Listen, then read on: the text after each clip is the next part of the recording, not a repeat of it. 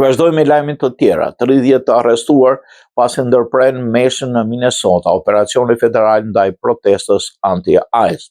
Rreth 30 persona janë akuzuar dhe shumica e tyre janë arrestuar pas protestës që ndërpreu meshën në City's Church, St. Paul, Minnesota. Një ngjarje që u kthye në një përplasje të fortë politike dhe ligjore në Shtetet Bashkuara.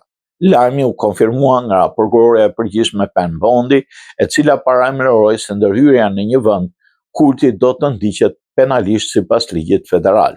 Protestuesit hynë në kishë gjatë shërbesës së së dielës, duke brohuritur slogane si Ice Out dhe Justice for Ane Good, duke kërkuar dorëheqjen e njërit prej pastorëve të kishës, David Eastwood, i cili sipas tyre drejtonte dhe zyrën lokale të ICE. Aksioni erdhi pas vrasjes së Rene Good, 37 vjeçe dhe nënë e 3 fëmijëve, e qelluar nga një agent i emigracionit gjatë një operacioni në Minnesota, ngjarje që ndezi protesta të mëdha në gjithë vendin. Departamenti i Drejtësisë e cilësoi hyrjen në kishë si shkelje të hapur të drejtave civile dhe ndërprerje të ushtrimit të lirë të fesë, duke theksuar se një shtëpi adhurimi nuk është forum për protesta politike. Sipas autoriteteve, disa prej të ndaluarve përballen me akuza federale që lidhen me pengimin e ceremonive fetare dhe hyrjen e paligjshme.